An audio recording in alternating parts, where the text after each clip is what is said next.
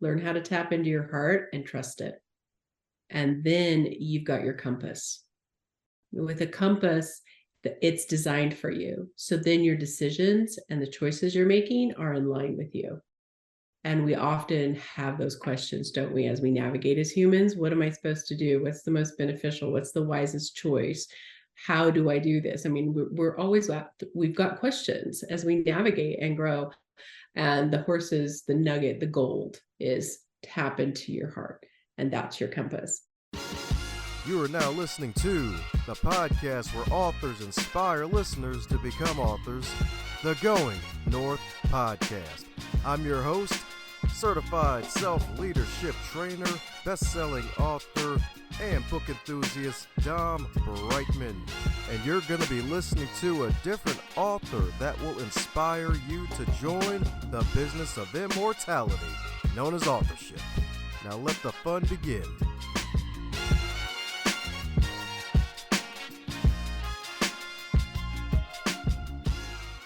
New episode, new review to shout out, and this one is from the US of A via the Apple Podcasts app, and this one is from Jens with You, all together.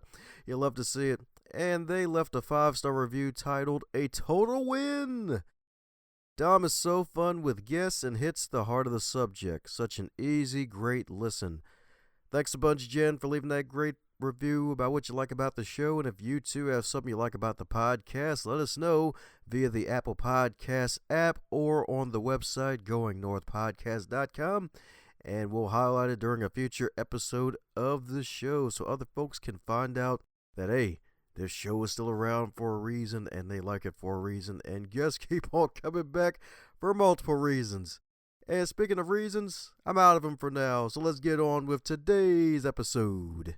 And today on the Highlight Reel Builder for Authors, known as GMP, the Great, Glorious, and Glamorous, it's the Going North Podcast. So we got another super special, awesome human for you today, my friends. That's right indeed, because it's a host-to-host special, baby. That's right indeed, because we got one heck of a super special, awesome human for you today, because in the words of one of my favorite video game characters, Big Smoke, when he was riding on that motorcycle, he was like, "Hey, it's time to return the favor, buddy.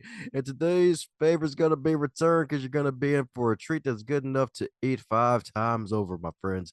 Because today's guest is a mom, a wife, an intuitive energy healer, as well as a learning specialist, which is kind of a rarity for the show, as well as a professional horse trainer, which is also kind of a rarity for the show, as well as the one and only, to my knowledge, thought healer. So let's give it up for the joyful and wonderful Janell Warkentin. How you doing today, Janell? Hey, I'm doing great. Thank you. Yes, I'm doing fantastic. I'm excited to be here. Oh yeah, excited to have you here. That's right indeed. Yeah, that's right indeed. I was blessed with the honor to be on your magical YouTube channel for your table talk show. That's right indeed. Get to be lucky number 7. It was like, oh, just got invited, and it was like, oh, she asked some great questions, and she was going with the flow, and I'm like, oh yeah, this lady's got it. That's right indeed. This chick is a champion. That's right indeed. And I'm like, oh, and she's got a children's book from long ago too. So it's like, all right, let me sneak her on here and return the faith. That's right indeed. She's got a lot of wisdom to share, and I hear some of it comes from horses. It sure does. Oh my gosh, the horses have taught me so much, right? Oh my goodness. Where to even begin with that? That's a huge, huge part of my journey, is what the horses have been able to show me and take me through. So what did they show you? Because if I'm not mistaken, you say that the horses healed you. They did. Yeah, they did. So I'll start with, I was, just to give you a little picture of who I have been and who I am, is it starts with this wild hair because I never combed it. 4-year-old, it was sticking straight up. I was black hair, wild and free. And I would ride this when I was 4. I would ride a 16-hand thoroughbred mare who was a gem. And by the time I was 5, I was moving cows, helping the neighbor. And we're not talking just pasture to pasture. We're talking all day rides. And I was a full out run on this big old horse. And that was me. And if you would have asked me, "Hey, Janell, what are you going to be when you grow up? You know how we do with kiddos? I would have said, I am a horse trainer. It wasn't, what am I going to be? I am a horse trainer. So this was me. And I started my first business when I was 7 years old. It was legit. I was raising sheep. My mother bought the ewe and I helped her uh, clean the pen, feed the animals. I mean, I was in it because I was a horse trainer and I was raising my own money to buy my own horse. And by the time I was 12, I did that. I then raised my own money to go to a horse trainer to take this horse and get professional help so I wouldn't actually get kill myself. And that's kind of one of those things. And so I did, though. And she said, oh my gosh, Janell, you're kind of a pistol, I like you. And so she invested in me and gave me an opportunity to work for her and in trade for lessons. And so I stayed and lived with her all summer long from the time I was 12 till I graduated, learning to train and all these amazing things. And so I would go to these horse shows, Dom, and I would be like, this isn't a horse I trained, right? Here's a 12-year-old. And I would lap them. And so I would come in last all the time. I was the last ribbon. If I got a ribbon, it was because there was just that many kids in the class. But I walked out of there and I never saw it as like a defeat because I was a horse trainer. And I did that for 4 or 5 years. I was last placed until about my freshman year in high school. Coming into my sophomore year, I started getting in the ribbons. And then I loaded my horse up at 17 and I was hauling to big shows by myself in an avocado green van and a homemade horse trailer. And it was safe, but it was homemade. And I would pull beside these huge outfits with all their trainer was right there. And they had their team, their saddles were covered in silver and all these things. And I had a clean horse. I had a clean saddle. I had a homemade shirt. And I had a horse I trained. And I backed that horse out of my homemade horse trailer, signed up, got her warmed up, me warmed up, cleaned up, pinned the number on the back of my own shirt, and showed up at the gate. And I didn't even see that maybe I was different. I didn't even see that I could have maybe looked inferior or it didn't even enter my mind. I was a horse trainer and I've done the work. I walked into that arena and I cleaned house. And I knew why I was there. I knew what it took to get me there. And the judge would come up to me at this one specific show, and I won the class. There was a big class. There was 15 plus kids in that class. I won. And he said, you are a horsewoman. I said, yeah, yes, I am. And I now look back at that and I'm walking with people to help reconnect to who they are. And I'm like, man, I need to channel that girl because that was as authentic. And like, we talk about a container or a vision, and, some of these really great motivational speakers of our time and even before our time, Dom, have said, be who you are and operate at that level. Be what you're dreaming and operate at that level. And I'm like, that's what I was doing. I didn't even know it, but that's what I was doing. So that was me, and that was the fire that drove me. And as I lived that life, there was also a part of me that society, I don't know what happens here, but it wants conformity. So I have these like two parallel pieces here. So I'm this driving force, but within my life as a school, I'm very dyslexic and I have an auditory processing disorder. And the world of horses and animals made so much sense because I'm highly intuitive, highly empathic, and that's where they're very normal. That's their normal space. So I just fit in so well. But in school, in this dimension of social norms and all that, I just didn't get it. I couldn't hear and understand groups of people, and I couldn't read. And I felt the pressure of not being enough, not being okay. And so that caused the effect of me shutting down some really key parts that are just the most authentic piece of me. And that's that intuitive side, that gifted side. So it wasn't until I started. So I sold my horses when I was a senior, and I traveled the world and did school and things. But I reopened up my training practice and my training business in 97. So over 20 years ago. And I attracted these outlaw horses. Outlaw horses means they're biting, kicking, throwing themselves over backwards. I mean, it's lovely behavior. But I would yeah, right. And I would free move them in my arena, and I would just watch them. And I'm like, oh my gosh, biomechanically, you cannot move. And you're being asked to move. So you're striking out. And one of my intuitive gifts is just being kind of out of the box that way. Like, look for the thing and the why. And I can feel that why. And I said, you're in pain.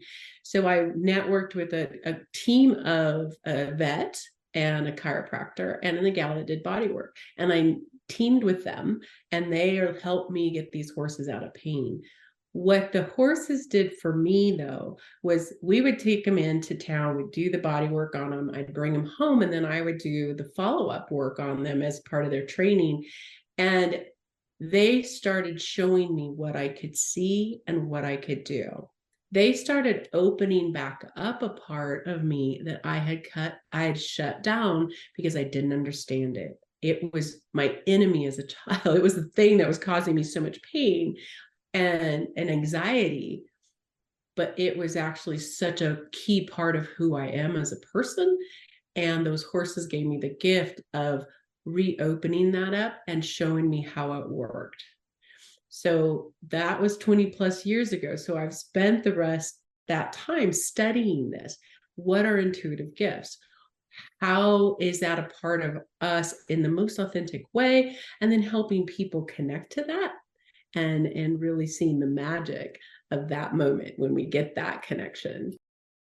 That's right, indeed. Connections are magic indeed. That's right, indeed. That's right, indeed. So, do you feel like the dyslexia and the auditory trouble? Do you think that was basically a block that was traded off for intuitive gifts? It was connected directly to my intuitive gifts. Yeah. Is that what you mean? Yep, sure. Yep. Sure. Yeah, I mean, sure. Well, for example, yeah, it was directly connected to my intuitive gifts because from my learning specialist hat work now, because I trained for several years, and then I said, oh, and I was successful at it. I was booked a year in advance and it was really going well, but I could feel a shift needed to happen. I had some other things to study. So I shifted gears. I still have horses. We'll always have horses, but I went and studied how our brain works in relation to learning and all these cool things, and very out of the box, because how could I not be out of the box? That's the normal. That's my normal. And so I studied and went into what makes dyslexia happen. And then I studied the ADHD, and I spent 4 years with just an amazing group of people studying and into autism, that neurodivergent group as well. So really taking a look at what happens and what causes learning to happen and what's happening for this group of people. And there's an area of the brain that lights up directly related to these gifts. And now I see it as a gift. Back in the day, I would have laughed out loud if you said dyslexia is a gift. I would have said, no, it's not. It was my torture chamber. But I have a whole new look at it now, because I see that there's an area of our brain that allows us to connect to our intuitive self when we have these set of what would be defined as learning challenges or executive function challenges, which are real. It also has, though, on the other side, such a giftedness and an intuitive giftedness that allows us to tap in and have feel. People have this sense of hearing that perfect tone. Well, it's a gift. You hear about people that have the ability to just like go into sports. They can see, Magic Johnson could see the floor like he was elevated above it, and he just had this sense about it. It was a gift. And this intuitive group has an area of the brain that allows them to tap into that side of themselves in a crazy cool way. And so in my learning specialist work, I saw that my dyslexia was actually a superpower. When I was in third grade trying to learn to read and spell, because I kept failing miserably, and I cried out to God and I said, fix me. What the heck? I had total faith that he could do that. And but he never did. And I had so much frustration and hate, actually, if I'm going to be just straight up honest, towards the deity because he didn't fix me. And as I unpacked that as part of my healing journey, I saw the mercy and the love in it, because I think Source was looking at me, God was looking at me and saying, but you're not broke. What am I going to fix? And then so I said, oh, exactly. I'm not broke. I was in a system that didn't get me. And I defined myself by that. And I think so many of us do. But it was actually, I had a gift. It was directly, my dyslexia was actually a gift. I just didn't understand it yet. There you go. That was wrapped up so tight that it had to be opened, metaphorically. That's right indeed. That's Yeah. right indeed. That's right indeed. And I did remember hearing, I guess, in one of your past interviews that faith was kind of a struggle for you at one point because of that dyslexia at the one point. Because, yeah, it can definitely suck having dyslexic as someone outside looking in, especially with the tools that weren't available back then that are available now to help out people. Like, it probably was freaking hell on earth, and then the auditory stuff on top of that, it was probably felt like double hell. So where are you now spiritually? So I have a whole new view. And what I think is beautiful is that I shoved down my frustration and anger because you weren't supposed to hate God. And in my healing process, I'm like, no, you can get real. You can be real.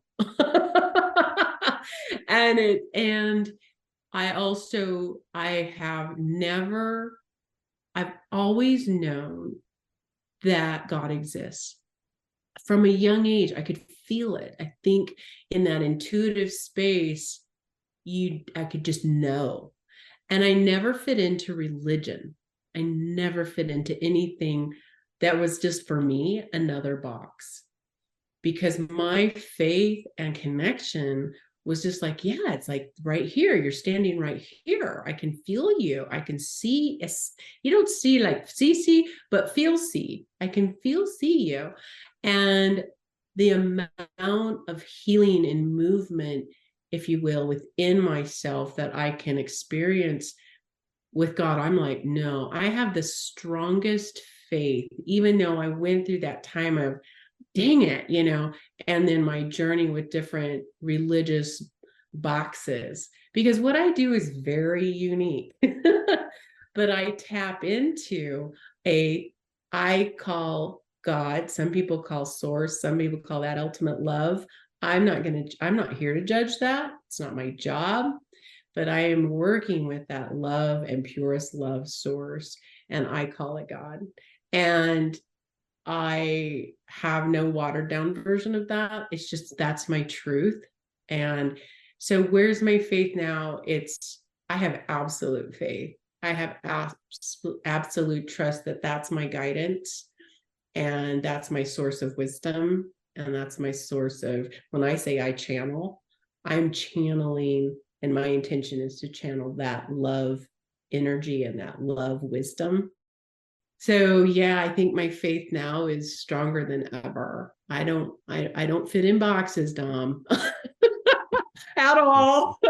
But I definitely fit into to faith for sure. Heck yeah. It's right indeed. It's right indeed. It's right indeed. Because, hey, there's not a big enough box for the good old planet Earth in the solar system, and sometimes you need a bigger box for humans, but it doesn't always work out that way. It's right indeed. Sometimes you have to burn that box, or take out the Yeah. box, or have a cat play with the box. A cat will sit in that box, right? If you have a cat, it's going to be in the box. So my goodness. So the wonderful thing is that you're able to become a learning specialist with all of your wonderful wisdom and knowledge in your head. So how was your journey to becoming a learning specialist? Because if I'm not mistaken, you were teaching in Russia at one point for a couple of years, right? Or was that a few longer than that? Yeah, I lived in Russia in 93. I lived in Russia for 2 years, 93, 94 to 95. So, and I worked they wanted, it was just after Perestroika, and they wanted English speaking, American speaking people in this school. It was a high end school that was designed for training up interpreters and things like that, English interpreters. And so they wanted us there, which I kind of chuckle because I am dyslexic. So like but I go, I guess I have the right accent. So there we go. But that's how we got our visas in, and we had a great time working in the school and teaching English and speaking with the kids. And it was just an amazing experience. But my roommate was from Australia, and she has her doctorate in English and her second in special education. And her and I are studying together. I'm 23 and studying the language because I learned the language. And she's like, read that, Janell. And I read it. And she goes, well, read that again. And I read it. She said, read it again. I said, seriously, are you trying to torture me right now? She goes, she said, are you dyslexic? I said, no, I just really stink at this. She goes, no, no, no, no, talk to me. So anyway, so she starts talking to me and she goes, oh my gosh, you're dyslexic. And then I'm just crying. The floodgates open up because I got a why behind all this crazy I had experienced.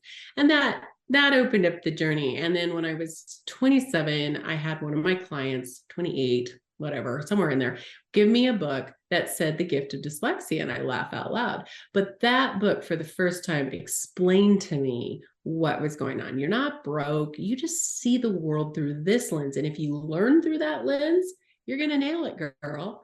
So I went through and did the work. And sure enough, you nail it when you learn with you, with your gift stuff instead of against it. So that was so impactful that I went back to school then and took the courses to be certified in that work. And that was 13-ish years ago. So that's really what brought on the learning specialist. And we built centers. I have a center up in Portland, Oregon, and I work with a gal up there, and we work with learning difference kiddos and all their amazing gifts and adults. So that's how that was born. And we do a lot online now, the gift of being able to be on Zoom, and we're able to travel, if you will, and really reach out to people and support them throughout the nation now. That's what I'm talking about, indeed. And did that actually help though, the dyslexia with at least with other languages, especially on the West, I guess in the case of the East, in a way since they read from basically right to left as opposed to us left to right? It did help with reading. Yeah. So when I was studying language, it was brutally hard. It was like first, second, third grade all over again. And my mantra was, if I don't give up, I will get it eventually. But everybody else in the class were getting it. And I was sitting there hitting my head against the wall. And I just said, I won't quit. I just won't quit. I'm going to get this. And I did.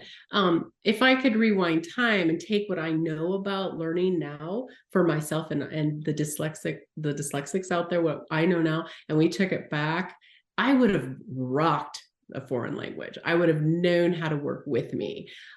But it's just that knowing, right? We have these journey pieces, and sometimes we go, why? But I feel like my why is because now I really understand. I understand what it's like to be this intuitive and not know it, and how we shut that down and how do we reactivate it. But I wouldn't know that without the journey of it. And I wouldn't know about the dyslexic and how to really understand and see, oh, this is what's going on for you. This is your trigger. This is what we need to do for you. If I really didn't feel it at the levels I felt it. So right now I look at that and I go, thank you. Thank you for divine design. At the moment, we don't get it, but really it's perfect. It's absolutely perfect. Heck yeah. Probably higher levels of empathy too for the kids that you're probably helping by the dozens, if not hundreds. Yeah, yeah, you do, right? You do. You look into their eyes and you go, I get it. I don't get exactly your story because we're all different, but I get it. Yeah, yeah. That's right, indeed. That's right, indeed. And here you're also a miracle baby. It travels from Russia and back. Almost flew under the water, huh? Before he Oh pressed the my card. gosh. Oh, I have got the craziest being on a plane stories. OMG. So we flew back and forth. I lived there for 2 years, but then we flew back and forth for, I don't know, maybe close to 10 years and going back because we built shelters there and for street children. And I was part of this international team. And so we were doing this work and I'd come back to the States and raise funds and then go back and get stories and what have you. So we're making all these trips back and forth. And for a time out of Alaska, Alaskan Air flew over to where the city I worked, Cabatas. But people flying from Anchorage over into Russia, the people that were flying were going to America and buying up whatever and coming home with large bags full of whatever, they were buying. So the plane, you look at a bumblebee and you think, how does that bumblebee fly? Because here there's this huge body with these small little wings. So this one trip, that's exactly how it felt. So flying, I don't know if y'all flown out of Anchorage, but the airport, the runway goes into the ocean. So it ends at the ocean. So here we are in this really full plane, and they have several of us moving to the back so that the front end lightens. And and here we go. We're taking off and we're like, man, we're still not off the ground. We get a little faster. We're still not off the ground. I'm thinking, I know the ocean's coming. I know it's coming. And sure enough, here we go. We're off the ground. And then look out my window and the ocean is right there. Like, come on, Bumblebee, you've got this. You got this. And sure enough, we caught, up we went. But we kind of hovered over the waves for a little while, Dom. Hovered over the waves. I'm like, no, don't go into the ocean. This is not the day to go ocean.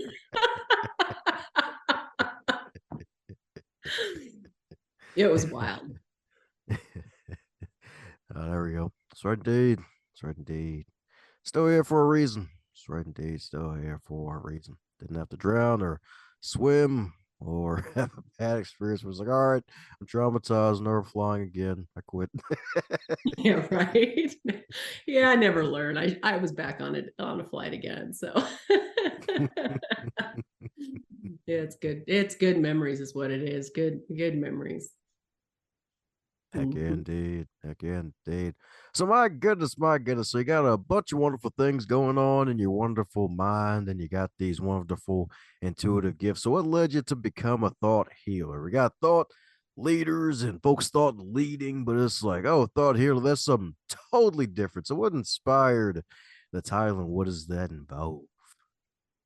It involves connecting us back to who we are. I think different scenarios, different the events in our life separate or can separate us. Traumas and different forms of trauma can separate us from who we really are. We start to conform. Like in my story, I started to conform and letting go, shutting down different parts of me to conform and to fit in.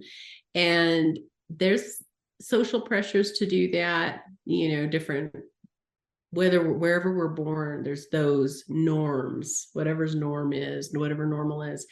And that creates a belief. And that belief is a thought pattern that we have. And those thought patterns or those thoughts, those beliefs have emotion. And emotion is what moves us. It causes our feet to move. And whatever we have around us is caused from those thoughts, really initially, how we believe, how we see ourselves. Am I enough? There's a common one. I'm not enough is a common thought that we have. And a lot of some guilt and shame driven things based on our experiences and how we've perceived we fit in or don't fit in.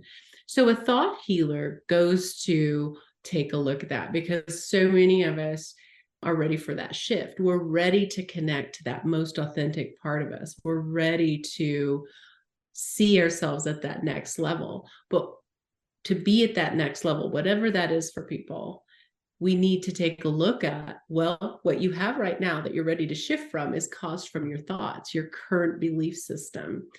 And we have in that, we got to take a look at, okay, what are those thoughts? And the healing part is that we have thought, we are in a body, and we have emotion. And where those three circles, if we were to draw those into circles, where they join is energy. Emotion is self-created energy. And I walk people through this to help discover what in the world that means. But we are, if I'm thinking about a time that I was so excited, I cleaned house at a horse show, and I can bring that picture back into my mind and I can feel it. It's not just thought, it has emotion in it. And it was self-created emotion. I did that. In those thoughts is emotion. So we need to be able to heal that. We need to be able to heal is it guilt? Am I full of shame? I was so ashamed to be who I was because of the trauma piece connected. So we got to go back and heal that. Let love come in there, like bring understanding, we got to find that root. And that's my superpower. Some reason I came to the earth with the ability to see the why. Where's the root? Where does it start? And healing there, now we can rewrite the thought, because a lot of thought, and I'm all for this, but when we're motivational thinking and we're changing our thought processes, but we don't change the energy in it, the work is so much harder, and that energy will keep showing up. So being able to get down and heal that and release and transmute that energy allows then, okay, now let's get a new thought. Now what's my true belief about this, and create a new belief system. And then when we stand in that, like, who are you? Oh, I am a horse trainer. Now being able to believe that and have that emotion in it, that's the shifter. That's the moneymaker right there for people. I can be here, and you're really there. You're not just trying to talk yourself into it. You're really there. So thought healing allows us to do that work, get in, get deep, and shift.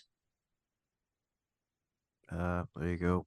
That's right indeed. That's right indeed. Instead of using a regular old school shovel, use a wonderful shovel that can spin. That can do the twists. That's right indeed. That's right indeed. Get Yeah. deep. That's right. That's right indeed.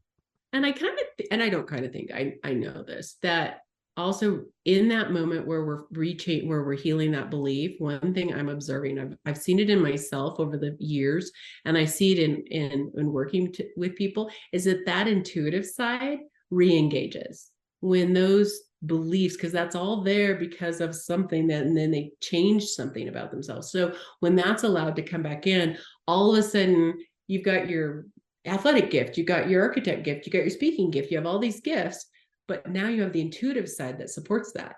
And that's like supercharging it. And talk about empowerment, right? You want to feel powerful? Connect to all of you. You just get supercharged. You want to be supercharged, you just get all those pieces. And some people say, I'm not enough. And I go, well, it's possibly you're not. And they're like, what? And I said, no, just hear me out. I said, if you shut down a bunch of you at one point in time in your life because of different events, different trauma, different conformity, whatever it was for you, no guilt, no shame, then you're working on just a piece of you. You're working with just a piece of you. So when your body says, I'm not enough, it might be telling you a bit of truth. Connect you to all of you. You sure as heck are enough. And now you know it. See the difference? There you go. That's the one liner right there. Connect you to all of you. That's right indeed. Gotta have the whole body experience. That's right Yeah, indeed. Yes, indeed. The whole body, energy, and thought experience. That's right indeed. Can't have something missing. That's right indeed. It's like, hey, it's like right. having no legs, I guess. I know. Yeah, it's like, here, let me just work with one arm and no other limbs. But Right indeed. That'll look straight out of a Halloween theme movie or a horror movie.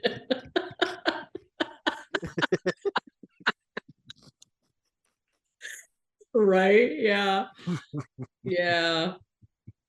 I met a man once, though. I have to tell you, I met a man in Russia who had he had some disorder, some sort of birth disorder, and his arms were like just a few inches long, and his legs were just a few inches long. And him and his brother both had this, I guess, a birth defect. No, I mean to say that with any dishonor, but just this was their reality and how they were born. And they were put into a place where for a retirement home, but it was a several-story retirement home, and it smelled horrible. And one of the things, it just smelled like urine, and it was just kind of like, this is where you throw people away. These young men, so I was working with this lady, and she took me there to help, raise funds, and what do they need, and what can we do to bring some love and light into this place. And I met these two men, and talk about powerhouses. They could have felt sorry for themselves. They could have said, here we are in this hole, and what can I bring? What kind of light can I? No, they could have just totally buried themselves in the poor me, I guess, and they would have had every right, but they didn't. They said, we could love people. So they had scooters. They had somebody bring them scooters, and they went door to door on these scooters, and they just loved on people. And then they said, hey, we could get computers, and then we could get people's attention on this, and we could even bring more love to these people. They may need blankets, they may need, medicine, whatever they did. And it was so inspiring. It's like, they didn't focus on what they didn't have. They focused on what they could do. And I don't know. I've always been inspired. If I ever feel like feeling sorry for myself, I remember those two men and go, no, I don't have a right. I can do something. Yeah, indeed. Heck yeah, indeed. That's a good motivation, a good reminder too. It's like, hey, if you got all your limbs, it's a major blessing to have, especially if they all work too. Still, it's like, hey, no reason to complain about anything. If you're able-bodied and able-minded, you could do That's some right. magic. Yeah, That's indeed. right. Won't even need a And there's wand either. purpose. So my goodness, so since you're a fellow entrepreneur doing your magical thing, there's always going to be some setbacks in business. So was there a major setback in business for you that actually was a setup for success for you? Great question. Yeah, let's see. I think, wow. I think my major setback in my current, I can see a trend in my learning when I was building my learning specialist business, and when I was and building this current work that I'm doing and supporting people, because this is my newest adventure, would be a belief that I just am not going to be enough to do this. I just am not enough. And so it was really my own mindset and some spaces that were needing to grow and heal within me. But I've noticed as I increase and I push myself and I grow, that I'll hit these ceilings, and I was like, oh my gosh, I've already healed this. I've already worked on this. And then I circle around because I'm now higher up. I'm now, building and increasing my reach, and I'll hit that again. And the way it shows up for me is I'll self-sabotage. I'll have an opportunity. And I'm like, oh my gosh, I'm just not enough. And all of a sudden I'll start making decisions, not consciously, but hindsight, I see it, that will keep me from walking through that door. Instead of running towards the fear, I'll let that I have in the past, let that fear stop my feet. So that's been my biggest setback. I don't think, you have financial things that didn't work out. You invest in a certain part of your business, and whoa, that didn't turn out like you thought. But those don't set me back as much as this fear piece has. It's in the past, and I'll probably circle around. But I think what I'm getting faster, I don't think I know, I'm getting faster at seeing it, recognizing it, and going, oh, that's that fear thing. And this time I know what to do. I know how to work myself through it. So I'm not staying in those spaces as long.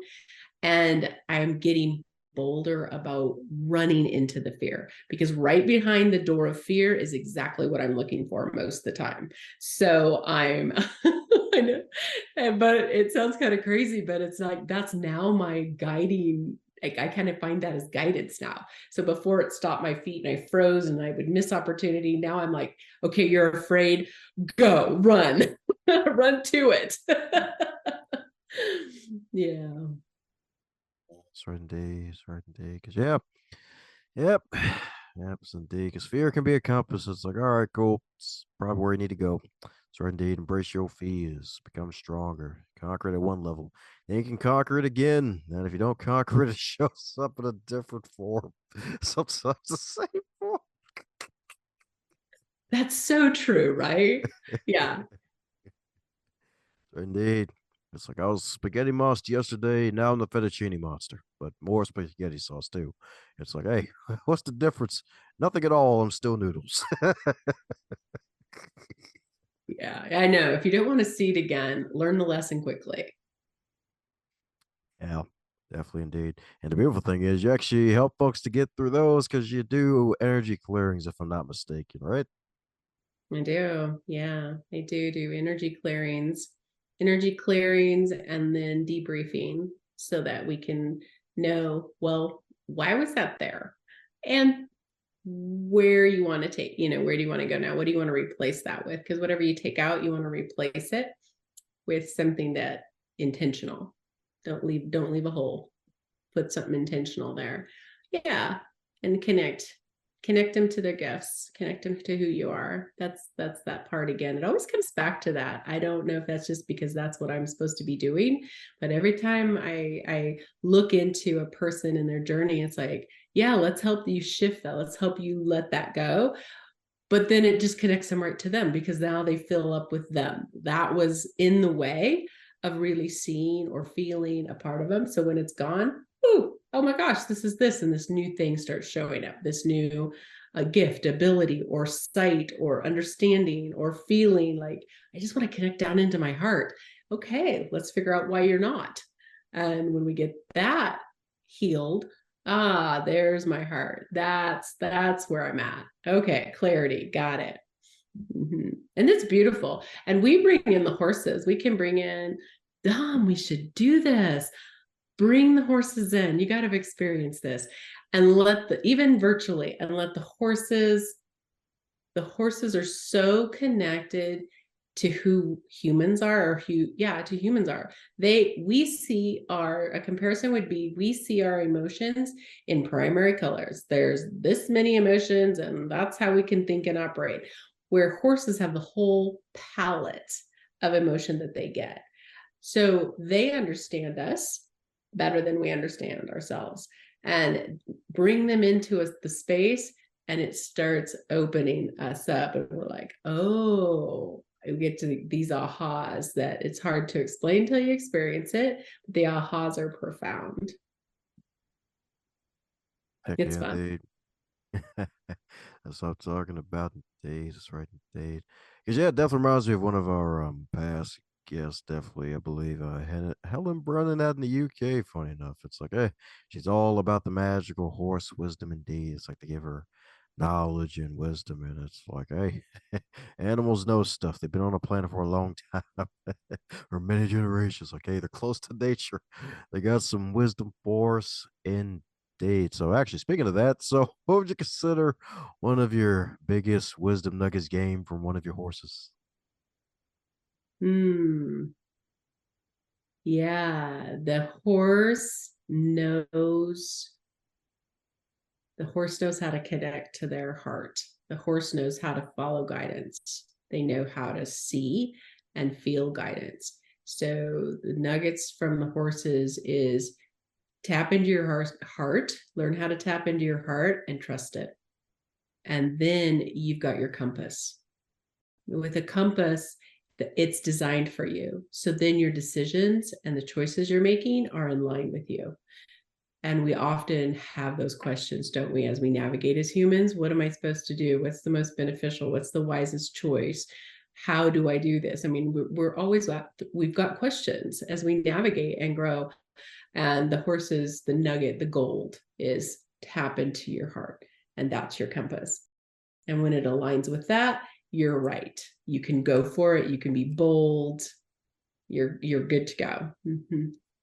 Good question. Yeah. That's right, indeed. So you're the right, folks. If you're near a horse, and then the horse puts its hair all over you, that means you're supposed to be a hairstylist, maybe. That's right, indeed. That's right, indeed. Thank you for Especially the in the message. spring. In the spring. When my horse in the spring, I've got a white horse, one of them. And when she sheds in the spring, you want to talk about hair all over you. You got a new mustache, a new beard, you've got a new coat, it's all white.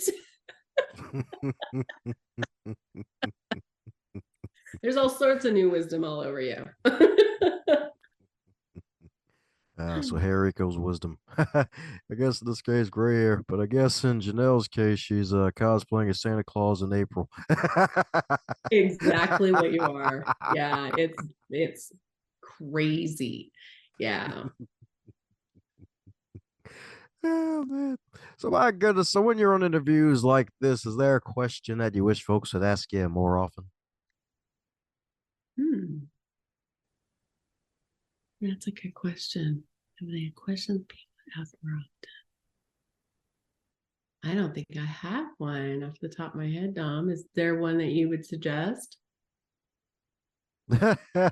I wouldn't say I was suggestive. I'm going to ask you anyway. So you got this fabulous, wonderful book for the kiddos that came out some time ago at the Red Barn. I Need a New Horse. If that book were a food, what would it be and why?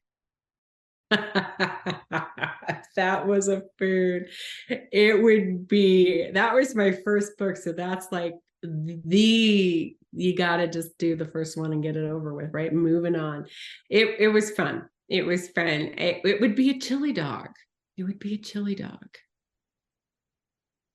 Yeah, Yeah. because it's just a little bit wild, a little bit messy, but really tasty.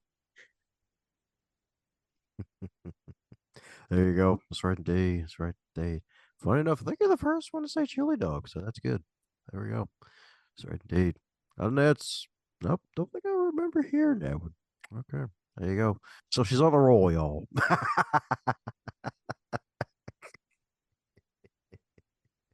That's What would right, you call indeed. your first book? What about your first book? What food would it be? Oh, easily a protein bar, one of those good old power bars. It's nice, short, simple, easy, good stuff, full of protein, some good old content. That's right, Yeah. indeed. Nice and simple. You can Was put it in it your hard pocket. to write your first book? Was it hard? Would you classify it as a hard? Compared to my other two solo books, oh no, it wasn't even hard compared to those. Writing a book is simple but not easy, especially a nonfiction book. It's like a nonfiction book, put out the outline, fill it in, have it edited, look it over, add content, depending on what feedback you get, and you're basically good. A whole fiction novel with probably over 100,000 words that's totally different. And the thing was, the first book that was on the day or the other books. It's like, okay, all right. So what did I not mention the first book when I get in the second book? Oh, I've talked to these wonderful people who got bigger followings than me and all this other good stuff. It's like, oh, how do I get past it? And of course, the whole block of the greatest block of all time, just looking in the mirror, like mirror on the wall. Who's the biggest Lego of them all? Oh, it's me.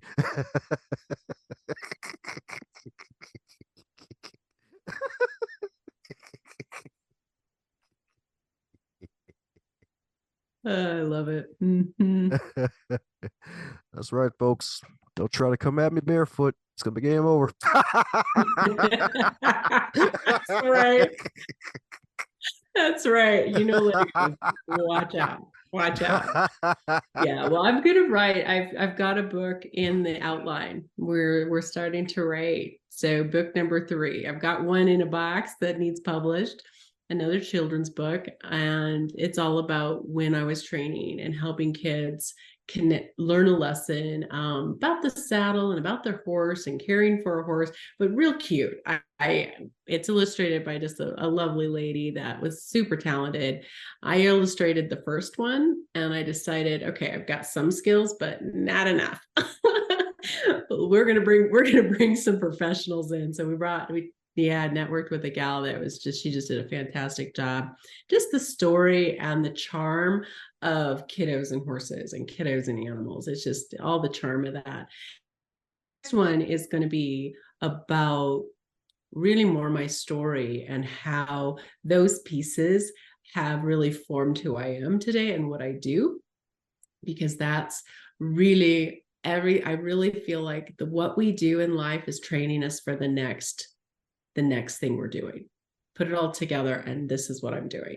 And being able to put those Legos together. These are going to be a few Lego pieces. We're going to build that story with the pieces and just show my life, my journey, let people meet me at that level and see what makes Janell tick, but also be able to show how do you heal that? What was it that healed me? And so I want to put that all in a book as an encouragement to those that are like me, people like us.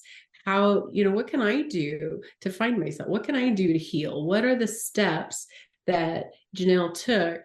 And then it'll just speed up their journey. So that's what I'm going to do, Dom. I'm going to jump into that book writers club, seriously, and get that done this winter. It's my goal. Oh, good. All right, cool. That means we got to have you back on the show when you finally hit that publish button. Indeed, that's right, indeed. So, is it going to be saddle up 12 lessons from a thought healer? Ooh, I like that. Let me write that. Yeah, let's go with something like that. That was good. Why not? That's Get right, your boots indeed. on. Yeah, Yeah. boots I mean, on. you got to take a picture of you with the boots and the hat. You got to rock the hat. Come on now. I know it's in you. That's right, indeed. It's That's in right, my indeed. jeans. Yeah. That's right, indeed. Yeah. And not just the blue ones either. So I know a little horsehair. We can't do this without some real, it's got to be authentic, right? Oh, come on. It doesn't even have to be the horse. Just wear a cowgirl hat. I do rock a hat. I gotta say, I can do a hat. Yeah, I can do a hat. Oh, there we Cowgirl. go. I can cowgirl. I can cowgirl. Yeah, there we go. It'll be the full saddle up experience. That's right, indeed. Helping folks to dodge those landmines so that way you don't come across a jack in a box full of horsehair.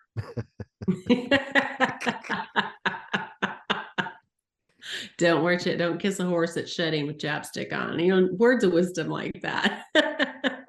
See, there you go. That's probably in the other book collected dust already. It probably is.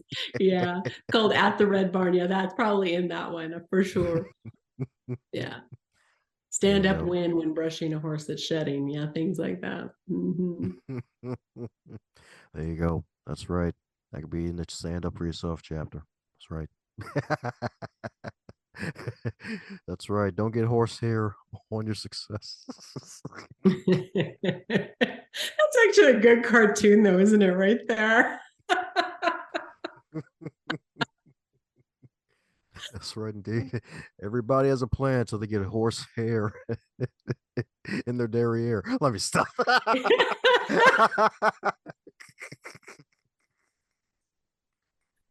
Right on. Yep, it was all good until. Yeah, Oh man. good well, fun. oh man. Well, before I enter in another horse pun, we're coming to that's the magical question that every guest gets to receive, and that is if you'd all wake up tomorrow and you're 25 again, but you're still in the current year, what advice would you give to yourself? I would say, girlfriend, you've got this. You've got this. So go hard. Go hard. I really like what I've done, Dom. I really like my life. But I would tell her, you've got this, because that younger self of mine had a lot of self doubt and a lot of feeling that, I don't know, I kept myself in that very box that I hated, which is kind of like irony, isn't it? So I'd say, okay, girlfriend, step out of that box and go for it. Run, play even harder, because the sky's the limit. We're just scratching the surface on what we can know and what we can do. and grab those reins, grab those reins and run with it, build it, run with it, do that amazing that you know you are and that you can do. Well, there we go. That's right indeed. You're the right, folks. She likes her life, y'all. That's right indeed. That's right indeed. Got to ride ponies at 7. You love to see it. That's right indeed. That's right indeed. And still riding ponies to this day. That's right indeed. And training folks to ride horses. That's right indeed. So one day they too can recreate their own millennium version of Gunsmoke, maybe. That's right indeed. Just maybe.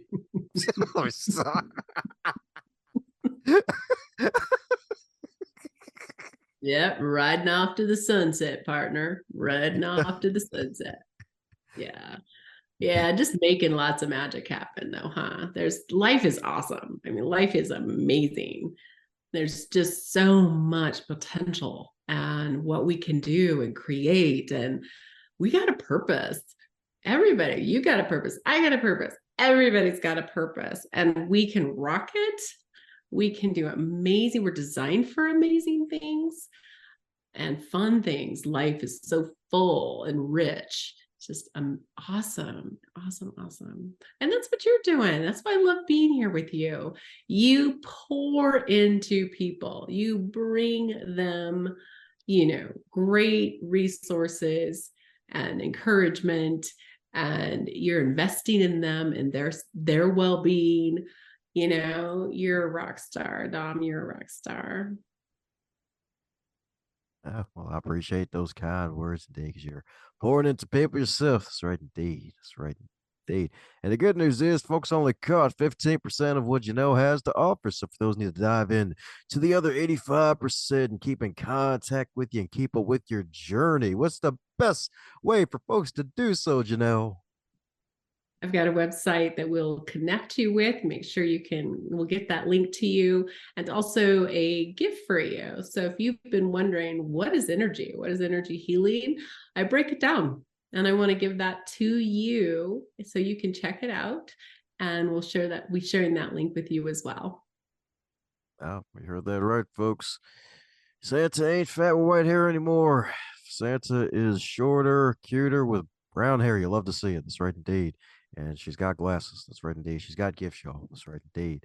That's right indeed. That's right indeed. Janell's all about making folks doing backflips. So she's got gifts, y'all. Good old energy healing. You love to see it. That's right indeed. So we're going to put a link to all of Janell's wonderful things in the show notes. That way you can keep up with her journey, and all the stuff that she's doing. And be sure to subscribe to her magical YouTube channel, because she likes to grow the content over there like a giant, wonderful tree that's going to give some good, cool shade to folks in the summer on a hot day.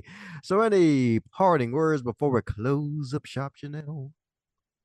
Party words. Glad that I could be here. Glad to see you again. Glad to meet you, all that were able to join us on this conversation. And I look forward to seeing the magic that comes from your podcast. You've got some great conversations, more to come. So I'm looking forward to tapping in and keeping up with you, what's going down in your world. And thank you. Thank you for having me here.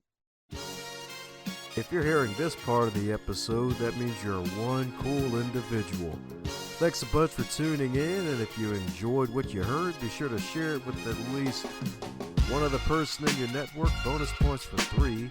And be sure to check out the backlog too while you're at it, because there are hundreds of wonderful episodes to choose from as well.